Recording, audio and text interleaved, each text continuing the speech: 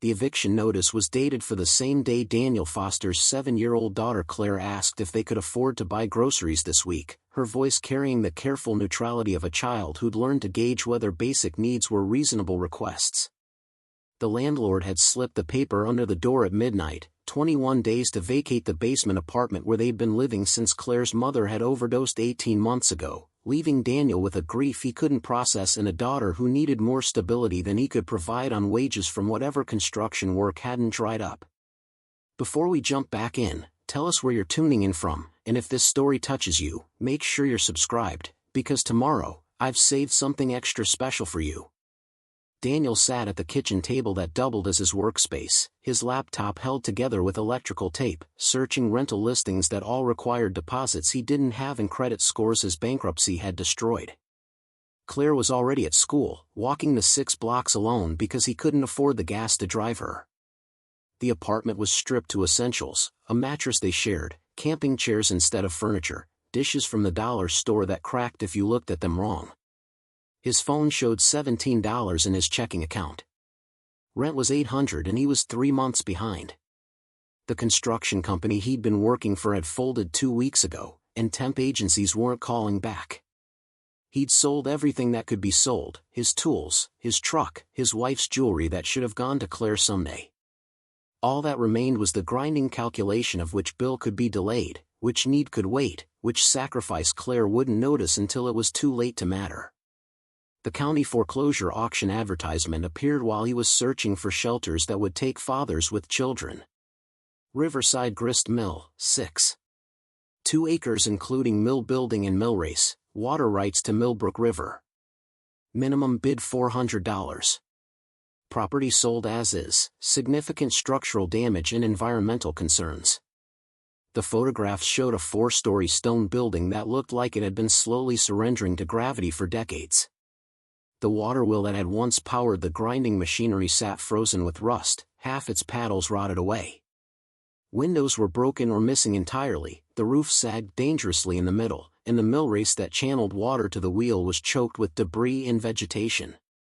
The building had the desolate quality of places the world had forgotten, industrial ruins from an era when small mills processed local grain before corporate agriculture made them obsolete. According to county records, the Riverside Mill had been built in 1847 by a family named Hartwell, had operated continuously through 2 world wars and the Depression, processing wheat and corn for farmers throughout the valley.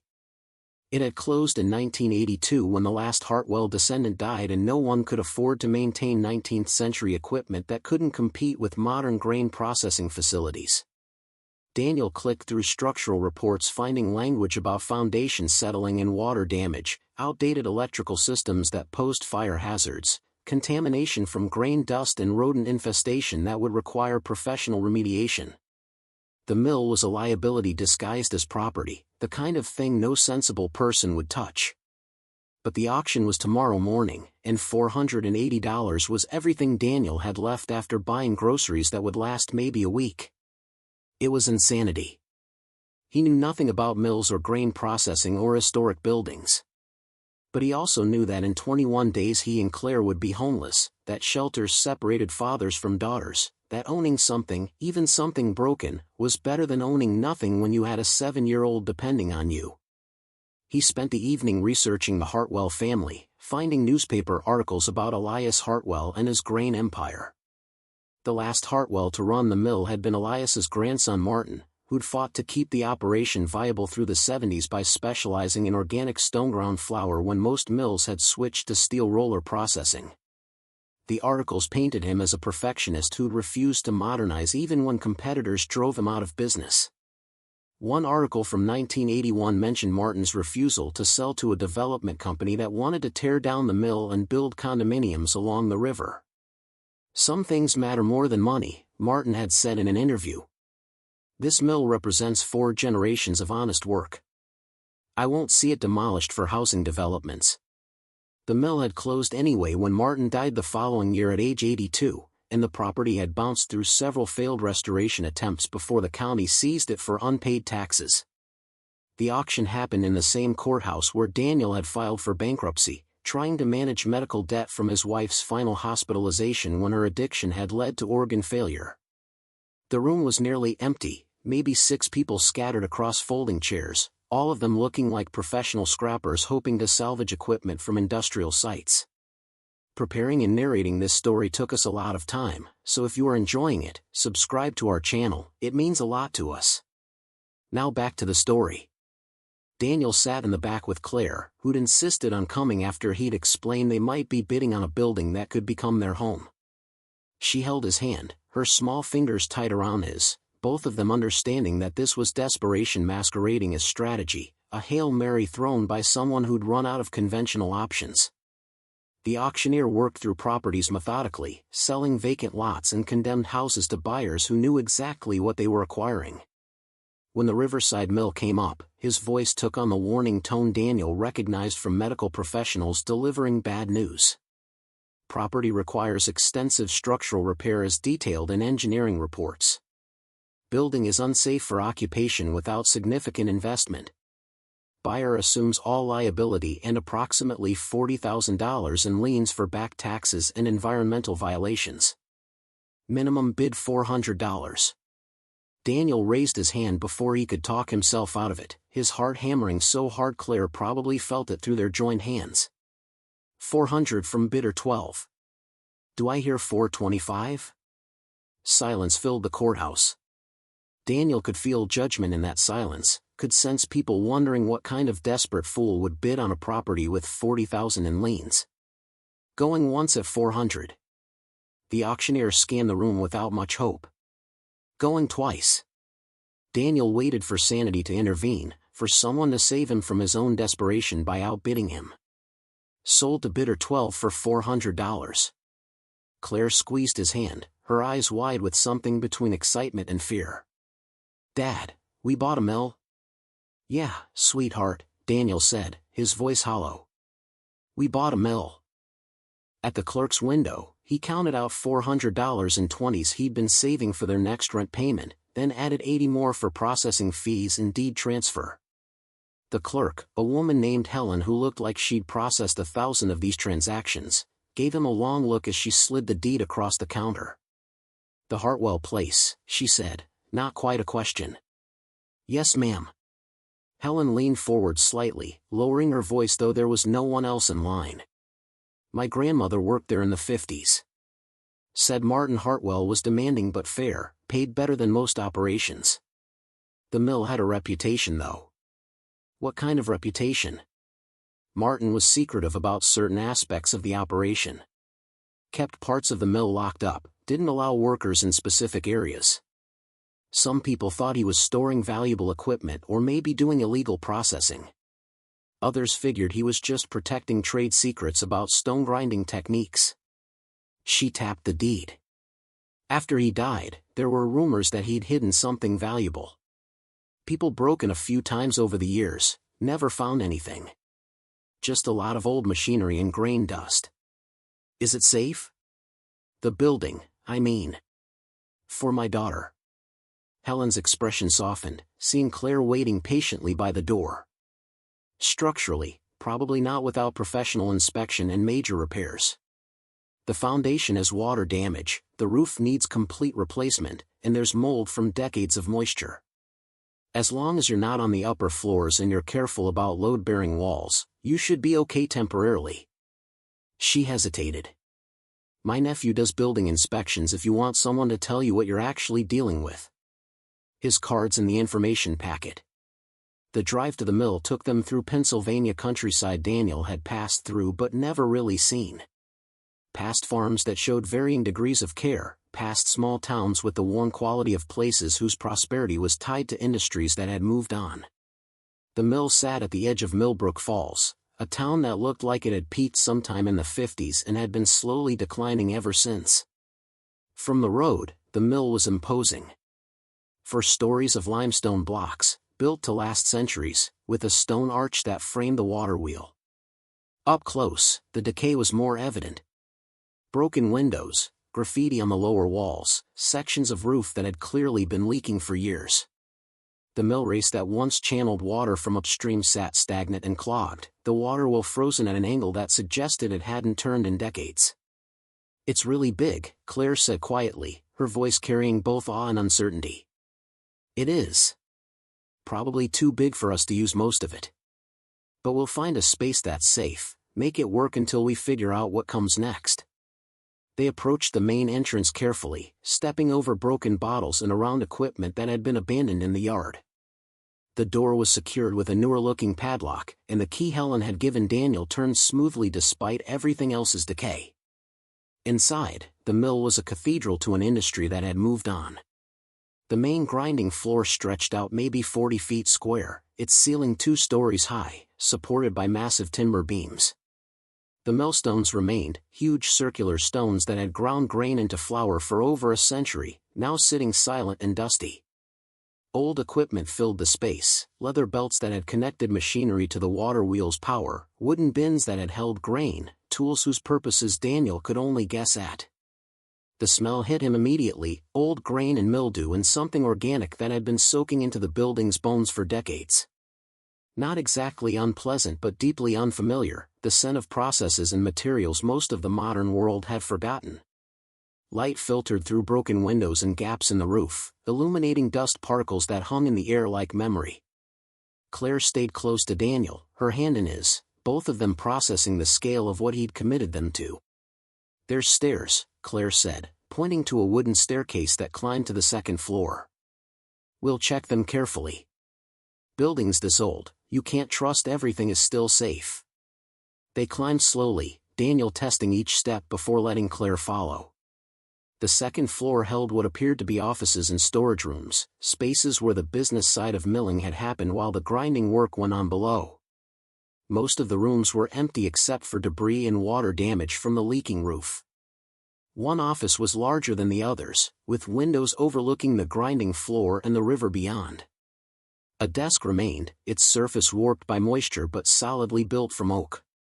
Filing cabinets lined one wall, most of them hanging open and empty. A framed photograph hung askew on the wall, showing a stern-looking man in work clothes standing in front of the mill in what must have been the 1970s, grain sacks stacked behind him. "Is that Mr. Hartwell?" Claire asked. Daniel examined the photograph more closely. Martin Hartwell had the weathered face of someone who'd spent his life working with machinery and grain, his expression serious, his posture suggesting pride in his operation. Behind him in the photograph, barely visible, was a door Daniel didn't remember seeing when they'd entered the building. He turned to look at the actual office wall, finding it covered with old safety notices and milling regulations pinned to cork board. Nothing suggested a door. But when he pulled down the cork board, he found it, a door frame that had been boarded over and then covered so thoroughly that it looked like solid wall unless you knew to look for it. "Dad, what is that?" Claire's voice carried curiosity rather than fear. Daniel ran his fingers along the edge of the covered door frame, feeling the seams. This wasn't casual boarding up. This had been deliberate concealment, the kind of thing done by someone who wanted to make sure a door was forgotten entirely. He thought about Helen's words. People had searched the mill for years, never finding whatever Martin Hartwell had supposedly hidden. Because they'd been looking for hidden rooms in obvious places, not for doors that had been sealed and disguised so well that time itself had nearly erased them. "Help me move these filing cabinets," Daniel said. Together they pushed the heavy metal units away from the wall, revealing more of the concealed door frame. Daniel used his pocket knife to pry away some of the boarding, finding beneath it a heavy wooden door with an old-fashioned lock. The keys Helen had given him included several that looked original to the building rather than modern additions. The second key turned in the lock with a resistance that suggested decades of disuse. Daniel pulled the door open carefully, revealing darkness and a narrow staircase descending into what must be the building's foundation or a basement level he hadn't known existed. Cool air rose from below, carrying a smell different from the mill's grain dust.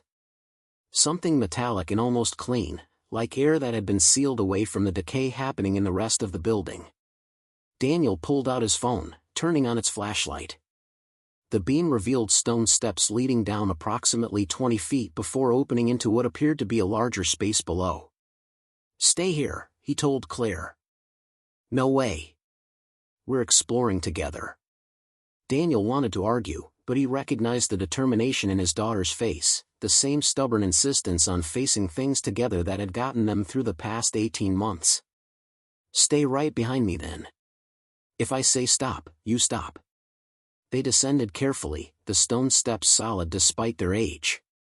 The stairs ended in a chamber approximately 30 feet square, the walls lined with limestone blocks, the ceiling supported by brick arches.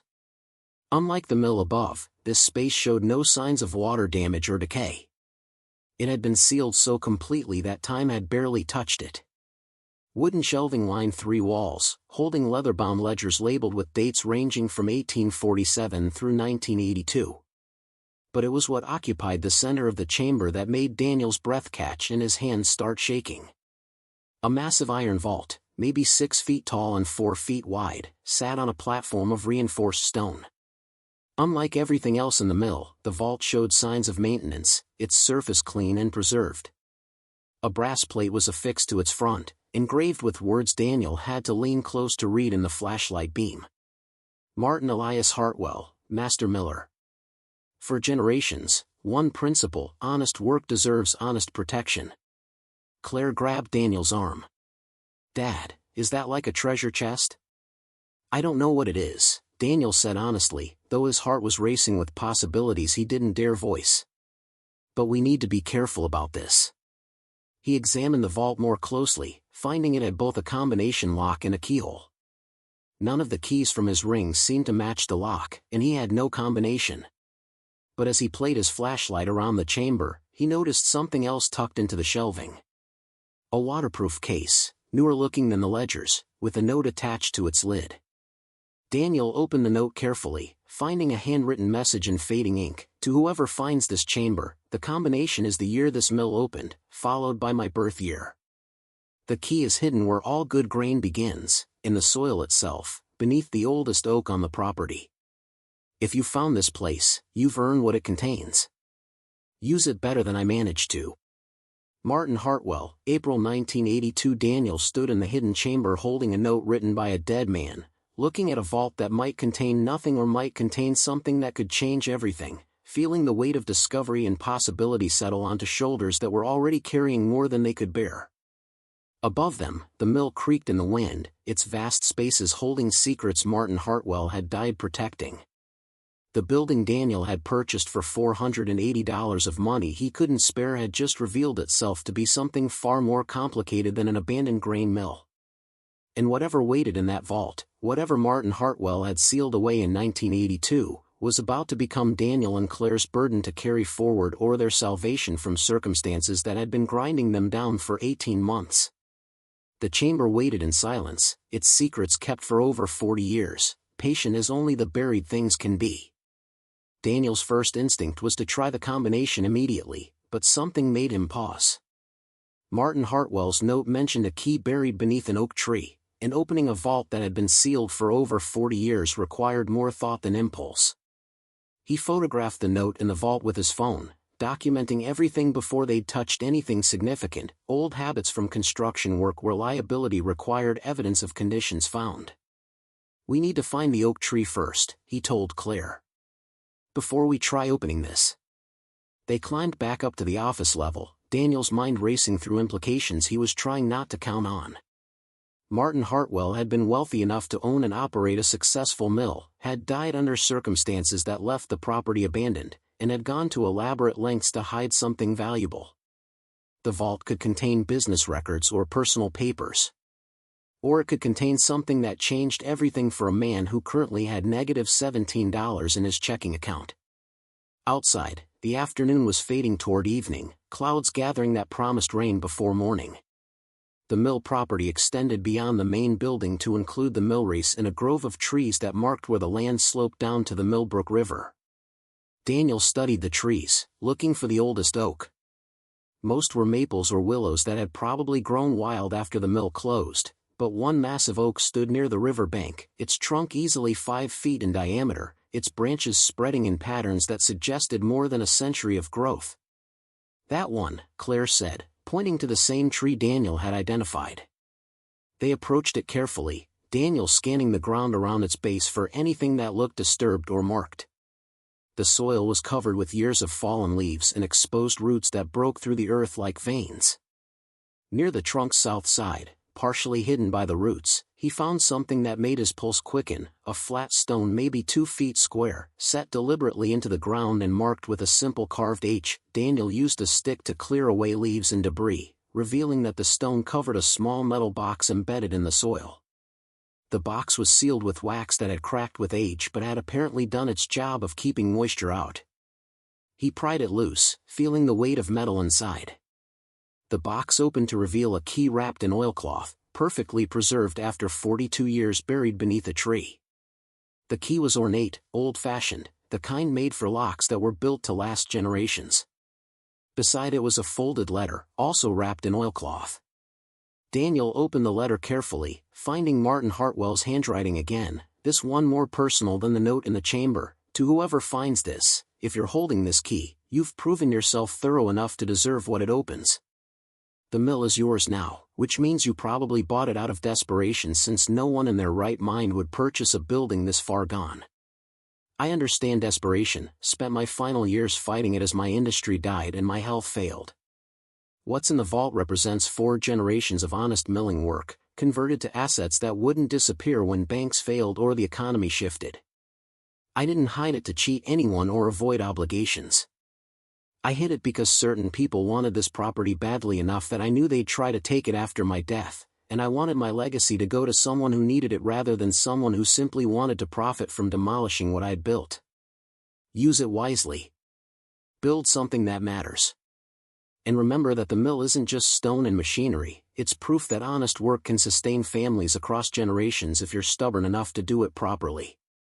Martin Hartwell. Claire read over Daniel's shoulder, her young face serious as she processed words written before she was born.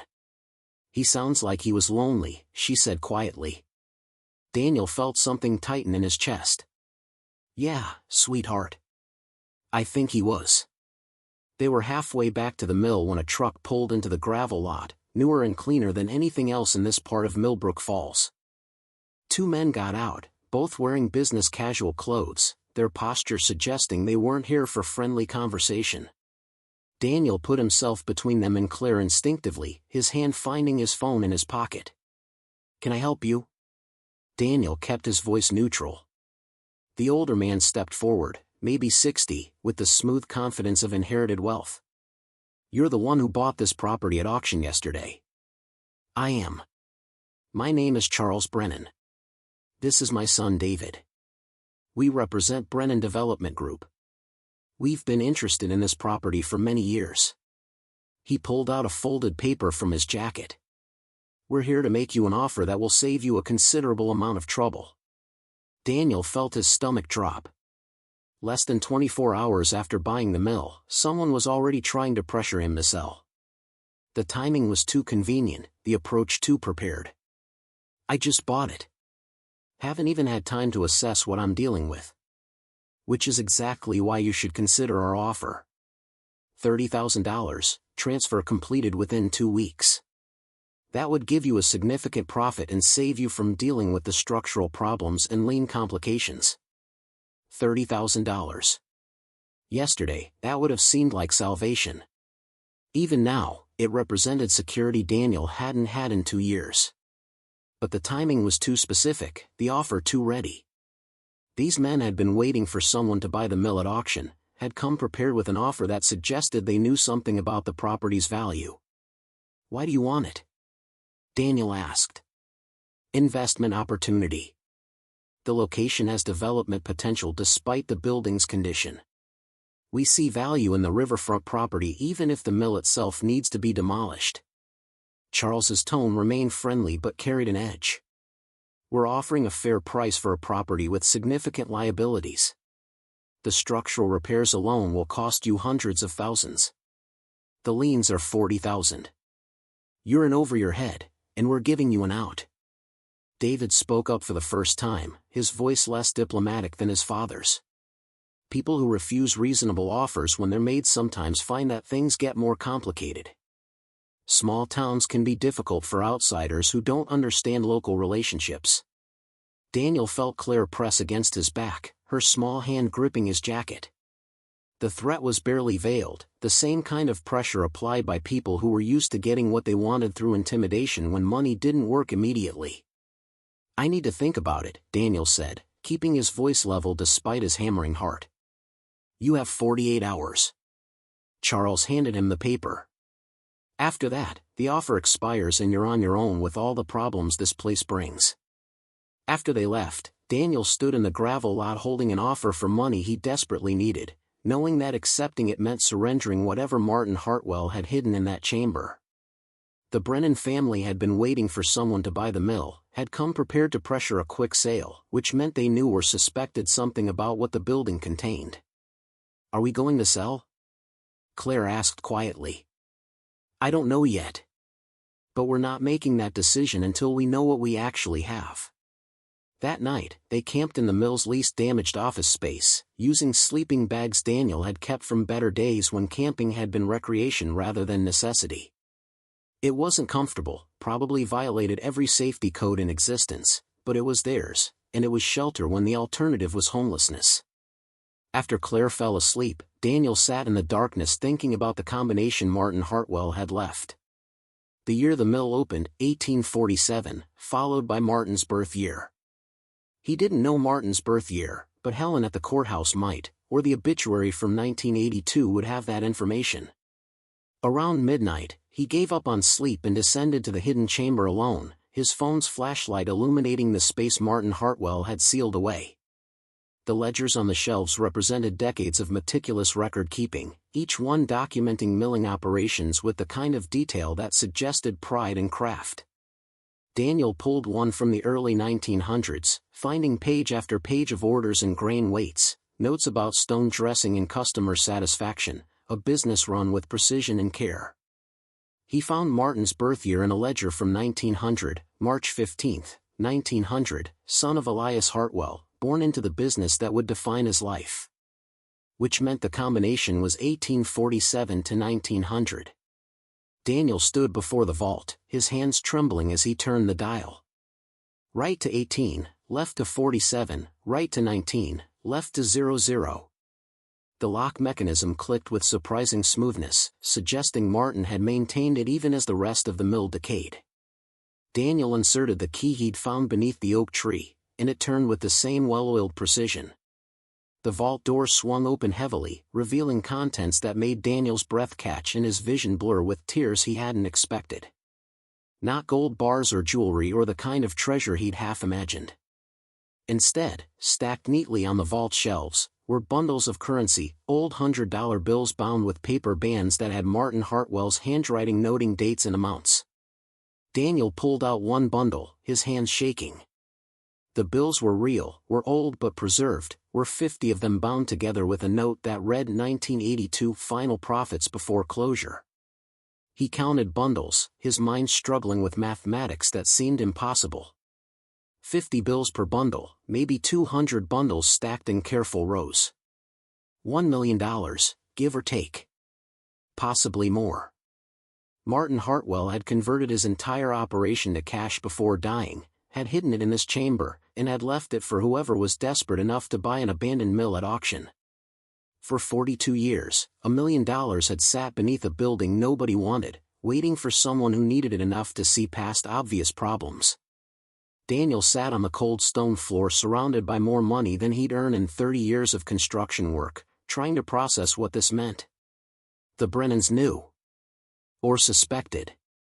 Their $30,000 offer was an insult if they knew what was actually hidden here, or it was a gamble if they only suspected and wanted to acquire the property to search properly. But the money was legally his. The property transfer had been legitimate, and anything contained on the property belonged to the new owner unless specifically excluded. Martin's notes had been clear, to whoever finds this chamber, which meant it had been intended as inheritance for someone, even if Martin hadn't known who. Dawn found Daniel still in the chamber, having counted and recounted the money, having photographed everything for documentation, having read through more of Martin's ledgers looking for context. The story that emerged was of a man who'd seen his industry dying, who'd liquidated his operation systematically over several years, converting equipment and inventory and accumulated savings to cash. The ledgers from 1979 to 1982 showed Martin preparing for closure, paying off debts, settling with employees, methodically dismantling a business his family had run for 135 years. The final entry, dated April 1982, simply read, "The work ends." The provision continues. May it find someone worthy. Daniel climbed back to the office level as morning light filtered through broken windows, finding Claire awake and eating crackers from their dwindling supplies. She took one look at his face and knew something had changed. "You opened it." "Yeah." "What was inside?" Daniel sat beside her, choosing honesty because she'd earned it through everything they'd survived together. "Money. A lot of money. More than I can really process right now." Claire's eyes widened. "Like how much?" "Enough that we never have to worry about rent or food or whether I can afford to fix things. Enough that you can go to any college you want someday. Enough that everything changes." She was quiet for a long moment, processing this with the seriousness she applied to important things. "But the men yesterday, they want to buy the mill because they know about the money." "I think so, yeah. Or they suspect." "So what do we do?" It was the question Daniel had been asking himself since opening the vault. The practical answer was to take the money, sell the property to the Brennans for their $30,000, and disappear before anyone realized what had been found. But Martin's letter echoed in his mind, "Use it wisely, build something that matters." "I need to talk to someone who knew Martin Hartwell," Daniel said. "Understand why he did this, what he was protecting the money for. Then we decide." Helen at the courthouse gave him a name, Dorothy Patterson, who'd been Martin's bookkeeper for 30 years and still lived in Millbrook Falls. Daniel found her in a retirement home near the river, a woman in her 90s with sharp eyes and clear memories of the man who'd employed her. Martin was complicated, Dorothy said after Daniel explained he'd purchased the mill. Brilliant at his craft, terrible at compromise. The mill was his life, and when it became clear traditional stone grinding couldn't compete with modern roller mills, it broke something in him. He converted everything to cash before dying. "Do you know why?" Dorothy's expression grew guarded. "There were rumors." Martin didn't trust banks after his grandfather lost everything in the Depression, even though Martin himself had never experienced that kind of failure. He believed in tangible assets, things you could hold and control. She paused. "Did you find something at the mill?" Daniel made a decision to trust her. "A hidden chamber. A vault. A lot of money that Martin left behind with a note saying whoever found it should use it better than he did." Dorothy's eyes glistened. "He did it then. He actually managed to hide his reserves where those vultures couldn't find it." "What vultures?" "The Brennan family. Charles's father was pressuring Martin to sell in the late 70s, wanted the land for development. Martin refused, said the mill represented something that mattered more than profit. When Martin died, the Brennans tried to buy the property from the estate, but the liens made it too complicated." Dorothy leaned forward. "Charles has been waiting 40 years for that property to go to foreclosure, for someone desperate enough to buy it who he could pressure into a quick resale. He offered me $30,000 yesterday. Which tells you he suspects what's there but hasn't found it himself. Martin's death was ruled natural causes, heart attack at 82, but there were always questions. He was found in the mill, alone, after what looked like he'd been working late. But Martin had health problems, everyone knew his heart was failing." Dorothy's expression was fierce despite her age. "If you found what Martin hid, you've inherited more than money. You've inherited a fight he died fighting." After leaving Dorothy's house, Daniel drove back to the mill with Claire beside him, his mind churning through impossible decisions. The money could change their lives, but it also made them targets for people who'd been waiting decades to acquire what Martin had hidden. Selling to the Brennans would be the safe choice, but it would mean surrendering to exactly the kind of pressure Martin had resisted. They found Charles Brennan waiting at the mill, his son and 2 other men with him. Not a social visit. Charles's expression was harder than yesterday, his patience apparently exhausted. "Time's up for friendly offers," Charles said. We know you found something. We've had surveillance on this property for years, cameras that caught you accessing parts of the mill that should be sealed. You're going to sell us this property for what we offered, or you're going to discover how complicated life gets for people who don't cooperate. Daniel felt Claire press against him, felt the weight of Martin Hartwell's legacy and his own daughter's future pulling in different directions. The property's legally mine. Whatever I found is legally mine. You can make threats all you want, but I haven't broken any laws. David stepped forward, his posture aggressive. You think the law matters in Millbrook Falls? My family has been here for 5 generations, employs half this town, sits on every board that matters. We can make you wish you'd never heard of this mill. Can you? Daniel pulled out his phone, showing the recording he'd started when he saw their trucks in the lot. Because threatening someone on camera, admitting to illegal surveillance, that seems like the kind of thing that might interest state police. And I've got documentation of everything I found, photographs timestamped and uploaded to cloud storage. Anything happens to me or my daughter, it all goes public. Charles's face darkened, but he took a step back, calculating. You're making a mistake. That money isn't yours by right. Martin Hartwell didn't earn it honestly, he was hiding assets, avoiding taxes. You keep it, you're complicit in fraud that's been ongoing for 40 years. Martin's ledgers show every transaction, every tax payment, everything documented properly through 1982. He liquidated a legitimate business and chose to keep his money in cash. That's not illegal, just unusual. Daniel kept his voice steady despite his racing heart. But if you want to claim otherwise, do it through proper legal channels. Until then, stay off my property.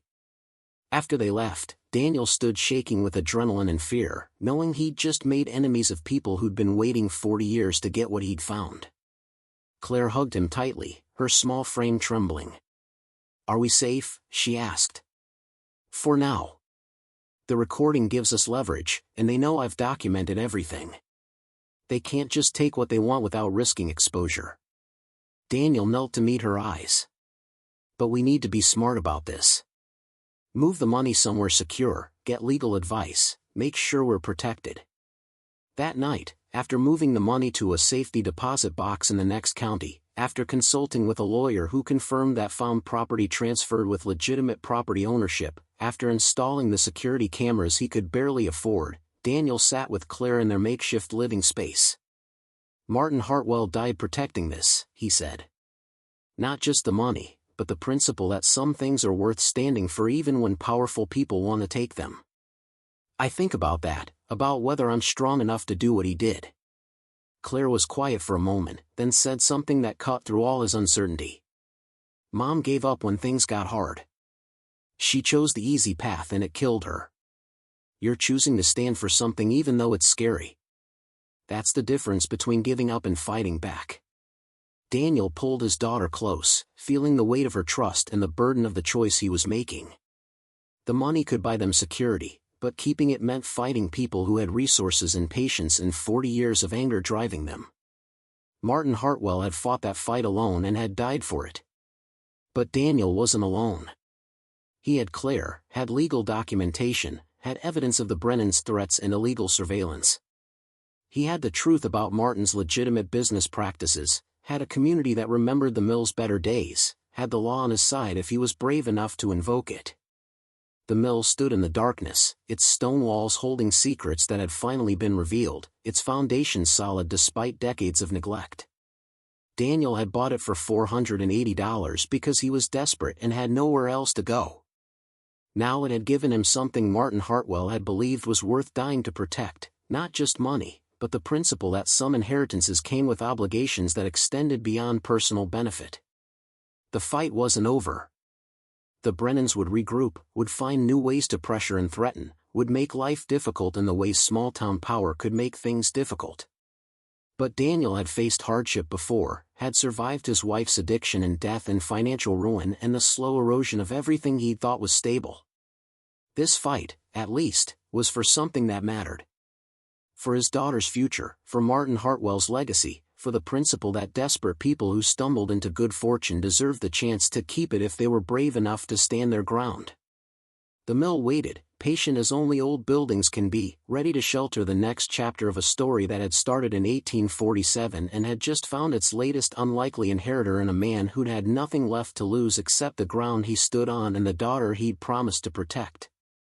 The restoration of the Riverside Mill took 5 years of careful work, each season revealing new challenges that required both patience and resources Daniel had never imagined having.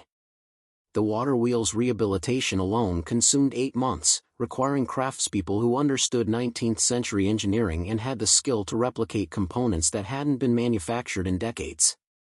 The millstones needed redressing by one of the last traditional stone dressers in Pennsylvania, a man in his 70s who traveled from Lancaster County to chisel precise grooves into limestone that would grind grain with the quality Martin Hartwell had insisted upon. Daniel learned the mill's operation not from manuals but from elderly residents who remembered working there in their youth, who could explain the precise angle of water flow needed to turn the wheel efficiently, who knew the sound the grinding stones made when they were properly balanced versus when they needed adjustment. The knowledge was oral history, passed person to person, preserved in memories that were dying with each generation that aged out. Claire grew alongside the restoration, her childhood measured in completed projects rather than school years. She was 8 when they restored the grain elevator, 9 when the millstones ground their first flour in 40 years, 10 when the building received its historic preservation designation. She learned to read the river's flow the way farmers read weather, understanding when water levels were optimal for milling and when the wheel needed to rest. She memorized grain varieties and grinding techniques, became comfortable with machinery and mathematics in ways that connected her to Martin Hartwell's precision-focused worldview. The mill opened as a working museum in Claire's 11th year, drawing visitors who were interested in traditional food production and industrial heritage. Daniel had hired 3 employees by then, a miller who'd learned the craft in Vermont, an educator who developed school programs about agricultural history, and a part-time administrator who managed tours and sales. The operation wasn't hugely profitable, but it sustained itself, employed locals, and served the educational purpose Daniel had envisioned. But it was the foundation's work that revealed the full scope of what Martin's fortune made possible. Over 5 years, the Hartwell Heritage Foundation helped 23 families facing predatory property acquisition tactics, provided legal support that prevented foreclosures and forced sales, documented patterns of harassment that led to regulatory investigations of several development companies. The work was quiet and unglamorous, consisted mostly of paying attorney fees and conducting research, but it prevented families from losing homes and farms to people who used legal pressure as a weapon. One case particularly affected Daniel. A widow named Sarah Chin had inherited her husband's apple orchard in rural Pennsylvania, only to face immediate pressure from a development company that wanted the land for housing construction. The tactics were familiar: manufactured lien claims, environmental violation accusations, aggressive purchase offers that escalated to threats. The foundation provided legal representation that proved the violations were fabricated, that the liens were fraudulent, that the pressure constituted harassment under state law. Sarah kept her orchard and later visited the mill to thank Daniel personally, bringing her 2 children and several bushels of apples from trees her late husband had planted 20 years earlier. "I was ready to give up," she said, watching the water wheel turn. "The lawyer they provided cost more per hour than I make in a week. Without your foundation, I would have sold just to stop the bleeding." Martin Hartwell died fighting the same kind of pressure, Daniel told her. If his money can prevent other families from going through what he endured, then it's doing exactly what he hoped it would do. Patricia Moore, who'd guided Daniel through the legal battle, became the foundation's primary attorney and eventually its board chair. She brought both legal expertise and historical perspective, having witnessed 40 years of aggressive property acquisition in Pennsylvania's rural counties. Under her guidance, the foundation evolved beyond simply defending individual properties to advocating for regulatory changes that made predatory tactics more difficult to employ. "The Brennans aren't unique," Patricia explained during one board meeting held in the mill's restored office. "They're just one family in a pattern that's existed since industrial properties started failing and developers saw opportunities. What makes them notable is that someone finally had the resources to stand up to them and the stubbornness to see the fight through." The Brennan family's retreat from Millbrook Falls was gradual but complete. Charles died of a stroke 3 years after the settlement, his obituary mentioning business achievements but also noting the controversies that had defined his later years. David sold most of their local holdings and moved to Pittsburgh, apparently unwilling to maintain his family's presence in a town where their reputation had been permanently damaged by the litigation and subsequent newspaper investigations. But it was a letter Daniel received 5 years after purchasing the mill that provided unexpected closure to the Brennan conflict. David wrote from Pittsburgh, his handwriting suggesting the effort had been difficult. "Mr. Foster, I've spent 5 years trying to understand why my family wasted 40 years fighting over your mill. My father died angry, convinced you'd stolen something that rightfully belonged to us. But going through his papers after his death, I found documentation showing we never had legitimate claim to that property or what it contained. We just convinced ourselves we did because wanting something badly enough felt like it justified any tactics used to acquire it. I'm writing to apologize for the pressure and threats, for making your first years in Millbrook Falls more difficult than they needed to be, for continuing a fight my grandfather started over wounded pride rather than actual grievance. Martin Hartwell was right to protect his property from people like us. You were right to stand your ground. I have a daughter now, and I think about what lessons she's learning from watching me. I don't want to teach her that power and patience win over honest ownership, that threatening people is acceptable business strategy, that accumulating property matters more than building community. So I'm ending what my grandfather started, not with acquisition but with acknowledgement that some fights should never have been fought." David Brennan Daniel shared the letter with Claire, now 12 and capable of understanding its significance. She read it carefully, her young face thoughtful as she processed an apology that came 5 years after the initial conflict. "Do you forgive him?" she asked. "I think I accept that he's trying to do better than his father and grandfather did. That's different from forgiveness, but it's something." Daniel paused. "He's learning what Martin Hartwell learned too late, that isolation and aggressive protection don't actually create the security you're seeking. They just make you lonely and afraid." The mill had become more than Daniel's business or even his home, it had become a kind of shrine to Martin Hartwell's complicated legacy. Visitors who toured the facility saw not just restored machinery but exhibits documenting Martin's life, his refusal to compromise on quality, his decades-long fight against people who wanted to demolish what he'd built. But the exhibits also showed his mistakes, the isolation, the inability to form relationships, the death alone in a building he'd loved more successfully than he'd loved any person. Dorothy Patterson had insisted on that honest portrayal before she died. "Don't make Martin a saint," she'd told Daniel while helping design the museum exhibits. "Show him as he was, brilliant at his craft, terrible at connection, a cautionary tale about what happens when you protect things but forget to protect relationships. That's the lesson worth teaching."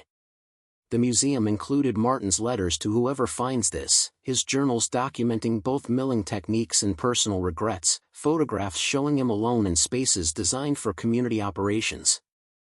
The contrast between Martin's isolation and Daniel's community-building approach was deliberate, meant to demonstrate that inheritance wasn't just about receiving wealth but about learning from previous generations' mistakes.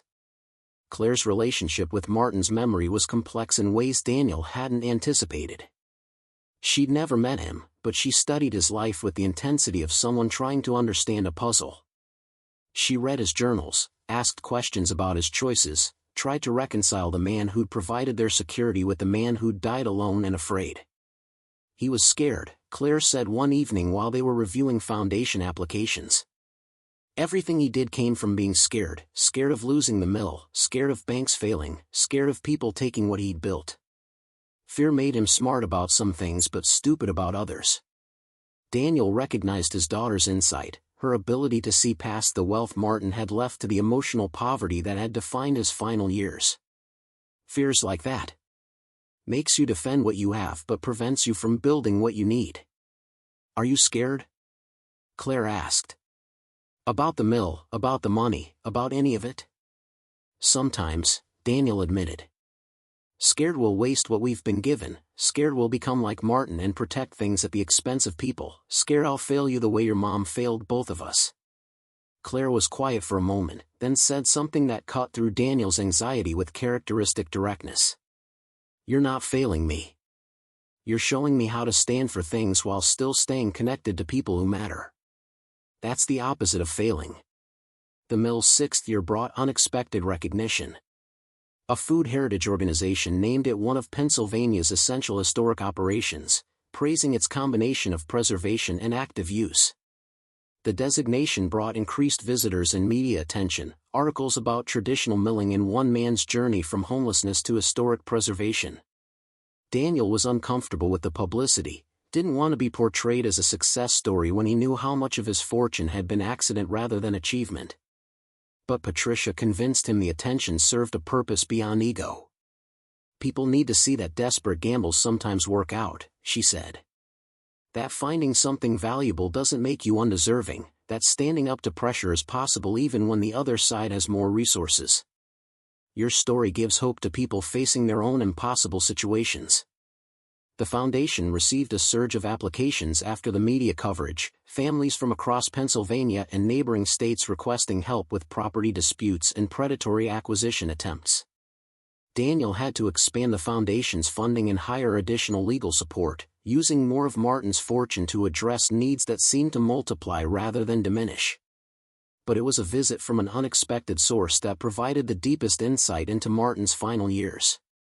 A man named Robert Tillman contacted the museum requesting to tour the facility and speak with Daniel privately.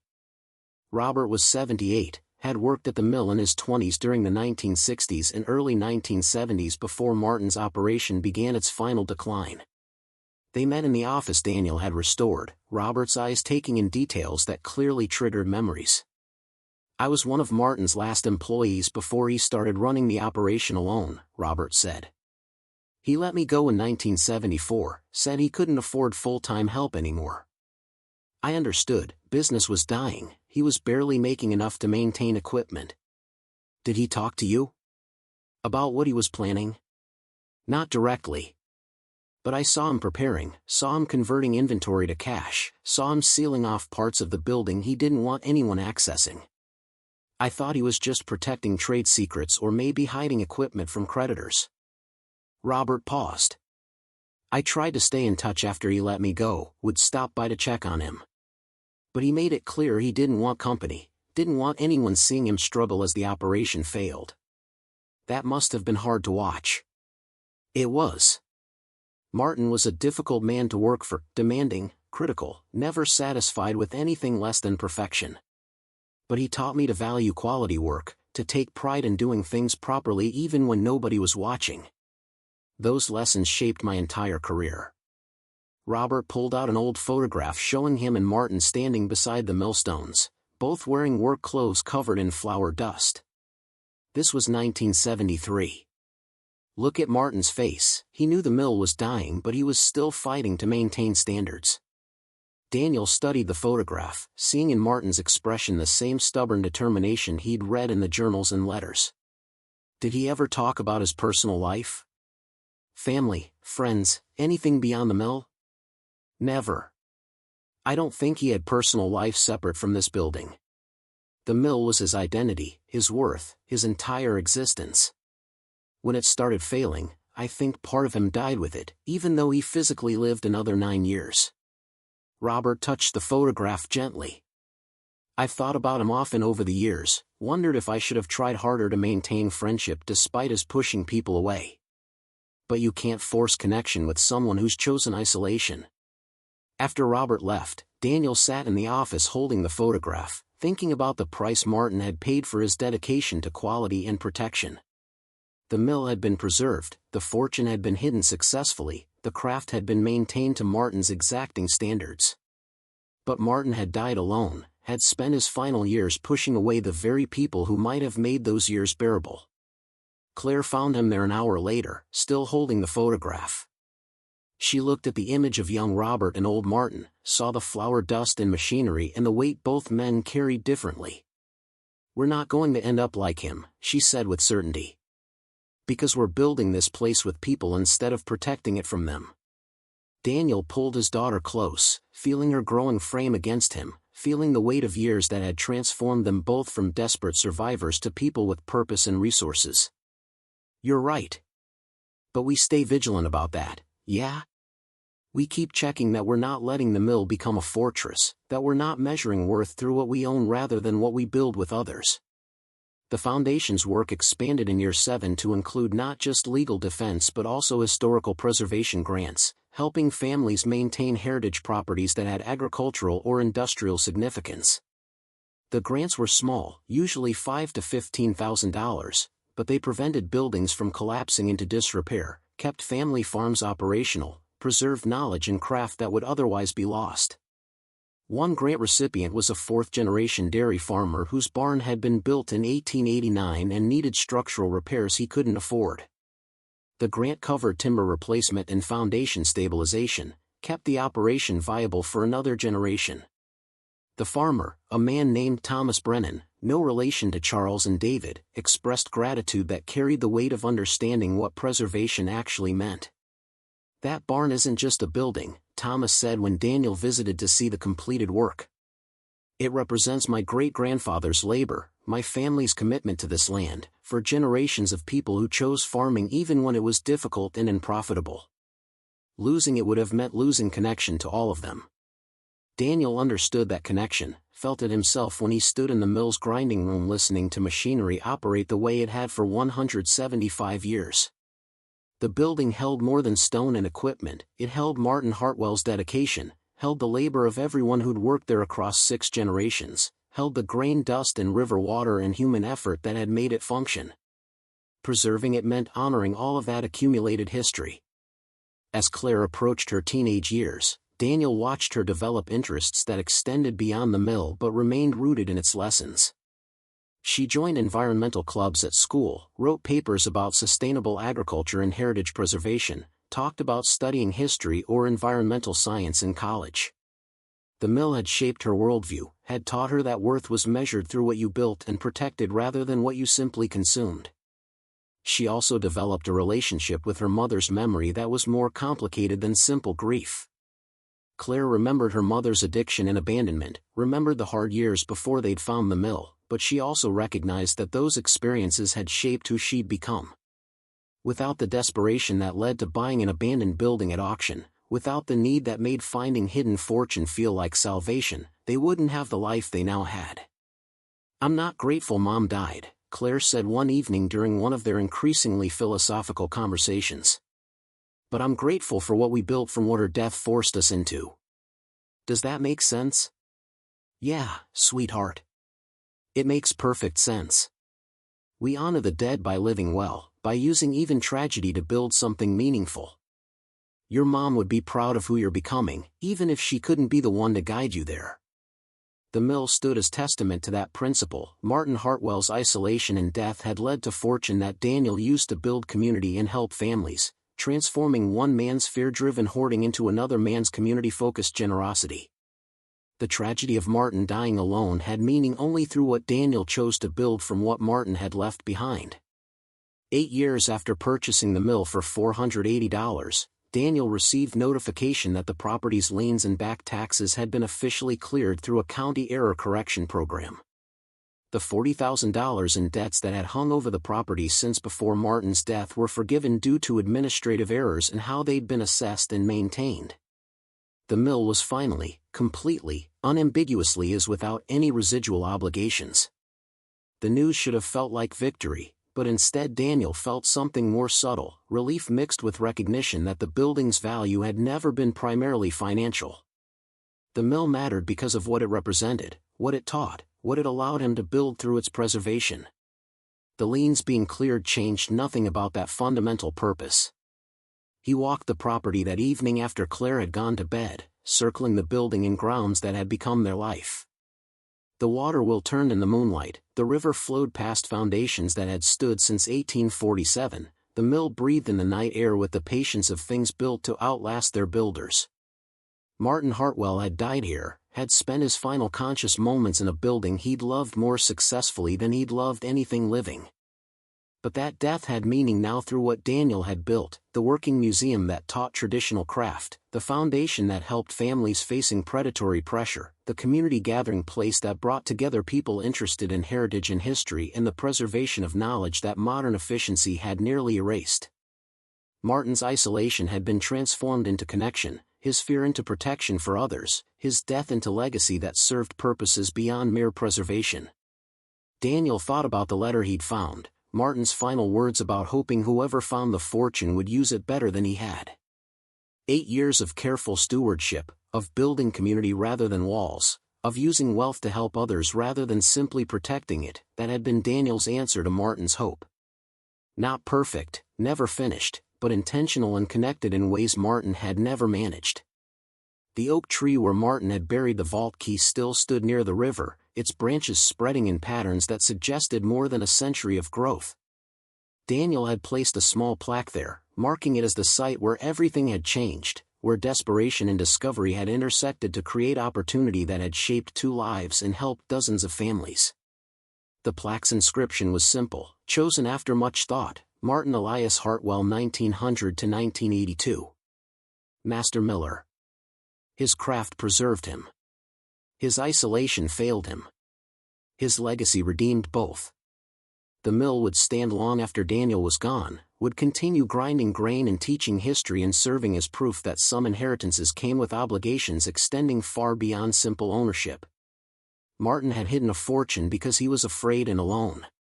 Daniel had found it because he was desperate and had nowhere else to go. What they built together across time and death was something neither could have created alone: security transformed into sustainability, fear into protection for others, isolation into the kind of community that sustained rather than consumed. The river flowed on, patient and eternal, having powered mills for centuries and promising to power them for centuries more if people cared enough to maintain them. The land remembered everything: Martin's decades of operation, his death in darkness, Daniel's desperate purchase and determined restoration, the community that had gathered around efforts to preserve what otherwise would have been lost. And somewhere in that accumulated memory, in the grain dust and river water and stone foundations that had outlasted everyone who'd ever claimed to own them, was the truth that heritage mattered most when it served living purposes rather than dead protection, that wealth had meaning through what it built rather than what it simply contained, that the greatest inheritance was teaching the next generation to stand for principles while remaining connected to people who made standing worthwhile. 10 years passed like seasons across the land, each one leaving its mark on the mill the way water shapes stone. Daniel watched Claire grow from the 7-year-old girl who'd stood beside him in that hidden chamber to a 17-year-old young woman preparing for her final year of high school, her college applications including essays about inheriting unexpected fortune and learning that wealth meant nothing without the courage to defend what you'd been given. The mill had transformed with them. What had been industrial decay was now careful restoration, the building secured and revitalized while preserving its 19th-century character. The structural repairs had taken 3 years and consumed nearly $400,000 of Martin Hartwell's fortune, but the result was a building that breathed again: roof replaced with period-appropriate slate, windows restored with handmade glass, the foundation stabilized and waterproofed against the river's persistent encroachment. Daniel had used the money carefully, investing most of it in trusts and conservative funds that provided steady income without the risk of sudden loss. He'd learned from Martin Hartwell's fear of banks, not by hiding cash in vaults, but by understanding that security came from diversification and patience rather than from keeping wealth where you could physically touch it. The fortune had grown modestly over a decade, providing stability without excess, allowing them to build lives rather than just accumulate possessions. But more than the restoration or the investments, Daniel had honored Martin's instruction to build something that matters. The mill had become a working museum and educational center, teaching traditional grain milling to students and history enthusiasts, processing organic wheat and corn using the restored millstones and water wheel. The operation wasn't hugely profitable, but it was sustainable, employed local craftspeople, drew visitors who spent money in Millbrook Falls and helped stabilize a town that had been slowly forgetting its agricultural heritage. The legal battle with the Brennans had lasted 18 months, a grinding process of filings and depositions and expensive attorney fees. But Daniel had won decisively. Martin's documentation had been thorough, the money's origins were legitimate, and the Brennans' aggressive tactics had been exposed through Daniel's recordings and testimony from others they'd pressured over the years. The court had ruled that the fortune belonged to Daniel as part of the legitimate property transfer, that Martin's choice to keep wealth in cash rather than banks was unusual but not illegal. Charles Brennan had aged badly through the process, the fight taking a visible toll. He'd died 5 years ago at 71, and his son David had gradually withdrawn from Millbrook Falls, selling most of their local holdings and moving to develop properties elsewhere. The 40-year obsession with the mill property had ended not with acquisition but with exhaustion, the Brennan family finally accepting that some battles weren't worth the cost of winning. Claire had flourished in ways Daniel couldn't have predicted when they'd arrived desperate and homeless. She'd grown up in the mill, had learned traditional milling techniques from the craftspeople Daniel employed, had developed a passion for historic preservation and sustainable agriculture. She talked about studying environmental science in college, about finding ways to help small communities preserve heritage while adapting to modern economic realities. "I want to help places like Millbrook Falls," she'd told Daniel during one of their evening walks along the river. "Towns that have history and value but are dying because their traditional industries disappeared. There should be ways to preserve what matters while building new purposes." Her clarity of vision reminded Daniel of Martin Hartwell's dedication to quality milling, of the stubborn insistence that some things deserved protection even when protecting them was economically difficult. The principle had skipped a generation but had found expression in Claire's commitment to heritage and sustainability. Dorothy Patterson had passed away 3 years earlier at 94, her final years spent helping Daniel understand Martin through stories and ledgers that revealed the complicated man behind the mill's operations. She donated her own papers to the mill's archives, documentation of 40 years working alongside Martin Hartwell, watching him build a successful operation while struggling with the loneliness that came from choosing work over relationships. "He loved the mill fiercely," Dorothy had told Daniel during one of their last conversations. "But he didn't know how to love people the same way. His grandfather had taught him that worth was measured through quality of work, and Martin never learned that relationships mattered as much as craftsmanship.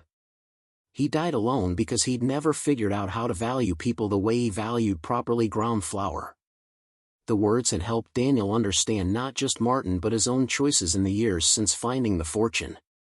He'd been deliberate about not letting wealth isolate him the way it had isolated Martin, about building community rather than walls, about showing Claire that money was a tool for connection rather than a fortress for protection. On a warm evening in late spring, 15 years after Daniel had bought the mill at auction, they received an unexpected visitor. David Brennan appeared at the mill's entrance during public hours, older and carrying himself with less arrogance than Daniel remembered. He walked through the museum exhibits quietly, studying photographs of Martin Hartwell and the mill's operational history, reading explanations of traditional milling techniques with what appeared to be genuine interest. Daniel found him in the section documenting the legal battle, where exhibits showed the Brennan family's 40-year campaign to acquire the property and Martin's determination to protect it. David stood before a photograph of his father and grandfather, his expression unreadable. "My family wasted 4 decades fighting over this property," David said without preamble. "My grandfather started it, my father continued it, and I inherited the obsession without ever questioning whether it made sense. We convinced ourselves the mill represented something stolen from us, that acquiring it would validate generations of effort." "What changed?" Daniel asked. "Watching my own daughter grow up. She's 12 now, asks questions about family history, wants to know why we don't live in Millbrook Falls anymore like her grandparents did." David turned to face Daniel. "I tried to explain about the mill, about the fight, about why it had mattered so much to her grandfather and great-grandfather. But when I said it out loud, I realized how empty it sounded. We fought for 40 years over property that represented our pride more than any actual value." "It had real value," Daniel said. "Martin's fortune was substantial. But you've used it to build something that matters, this museum, the educational programs, the working mill that teaches people about heritage and craft. If we'd won, if we'd acquired this property, we would have demolished the building and built condominiums. The fortune would have gone toward development projects that erased history rather than preserved it." David paused. "Martin Hartwell was right to protect this place from people like us." After David left, Daniel stood in the museum thinking about inheritance and obsession, about how easily grievance could become identity across generations. The Brennans had inherited anger, and it had poisoned their family for decades. Martin had inherited a mill and a commitment to quality, and it had defined his life while isolating him from connection. Daniel had inherited both the mill and the fortune, and he'd chosen to build community rather than maintain the fortress of solitude Martin had created. The mill's restoration had revealed more than just Martin's hidden chamber. Behind walls and beneath floorboards, Daniel had found letters and journals that documented Martin's awareness that he was making choices that isolated him. One journal entry from 1980 was particularly revealing. "I've run this mill for 50 years, maintained standards that others abandoned, produced flour that bakers still request by name. But I'm 79 years old, and I eat dinner alone every night in a house that's too big for one person. The mill succeeded, but I failed at everything that makes success worth having. When I die, there will be no family to mourn me, no children or grandchildren to carry forward what I've built. Just an empty building and a fortune I was too afraid to trust to anyone while I was living." Daniel had created a foundation using a portion of Martin's fortune, funding it to provide scholarships for children from struggling families in Pennsylvania, to support small historic preservation projects, to help families facing the kinds of desperate circumstances he and Claire had faced before inheriting the mill. The foundation operated quietly, honoring Martin's belief that worth was measured through what you built rather than what you claimed credit for. Claire had helped establish the foundation's mission, had insisted they focus on families rather than just buildings. "Mr. Hartwell saved us by hiding that money," she'd said when they were planning the foundation's structure. "But we can save other families by actually helping them before they get so desperate they're buying abandoned buildings at auction." On a cool October afternoon, 20 years after Daniel had bought the mill, they held what had become an annual tradition. The Hartwell Heritage Festival, a day when the mill operated at full capacity, grinding grain the traditional way, when bakers came from across the state to purchase stone-ground flour, when families who'd been helped by the foundation shared their stories. Helen from the courthouse attended, retired now but still engaged with the community. She'd been the one who'd given Daniel the keys and the information that first day, who'd mentioned the rumors about hidden treasure without knowing how accurate those rumors had been. "Your restoration exceeded anything Martin could have hoped for," Helen said, "watching the water will turn and power the grinding stones the way it had for over a century. Not just the building, but the purpose. He spent his life protecting the mill from people who wanted to destroy it. You've given it new life that honors what it was while serving present needs." As evening settled over the mill, Daniel walked alone to the chamber where everything had changed. It was preserved now as part of the museum, the vault open and empty, Martin's letters and ledgers displayed in climate-controlled cases.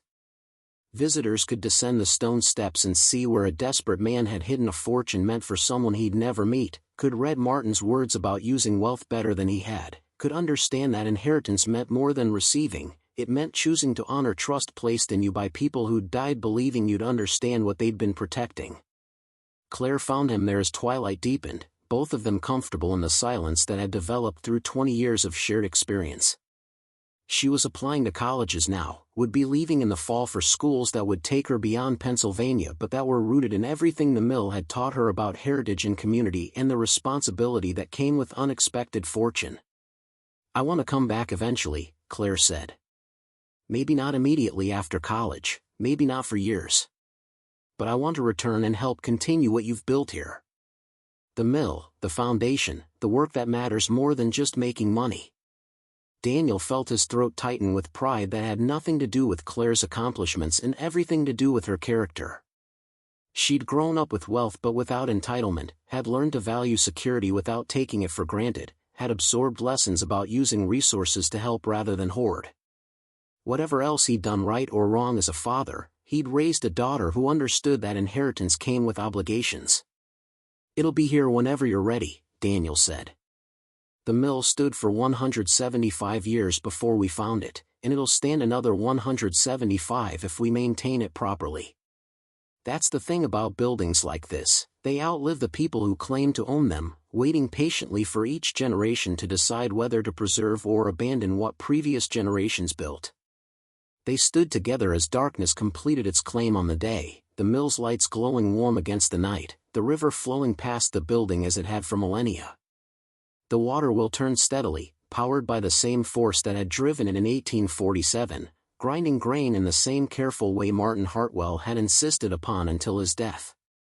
Daniel thought about the journey that had brought them here, the eviction notice that had started everything, the desperate auction bid, the hidden chamber and the fortune that should have been impossible but wasn't, the battles fought and won not through superior resources but through stubborn refusal to surrender what had been legitimately inherited.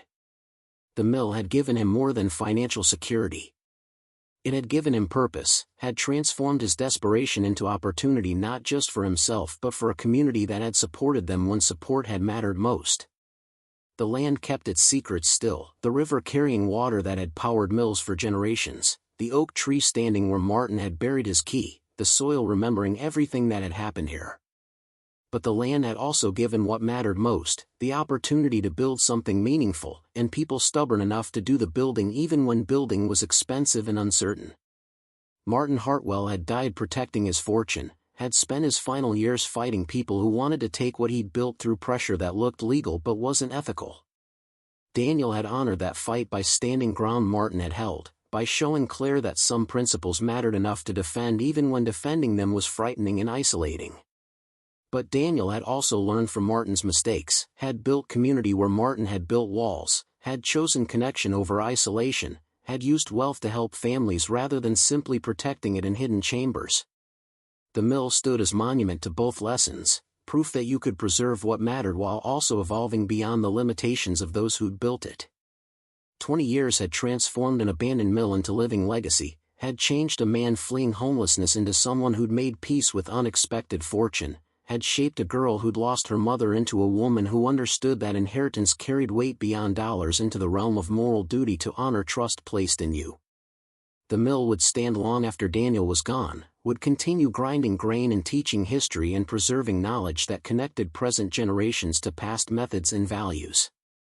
Martin's discovery had been deliberate, his hiding of it calculated, but what Daniel built from that discovery was transformation, security converted to sustainability, fortune transformed into foundation, one man's protective isolation reborn as community resource. As Daniel locked the museum and walked with Claire to the house they'd built beside the mill, modest but solid in theirs, he felt the weight of 20 years settle into something approaching completion. Not ending, because the work would continue, the mill would grind grain, the foundation would help families, the building would teach and preserve. But closure on the journey that had started with desperate auction bid and cryptic note, that had led through discovery and conflict and slow transformation of both people and place.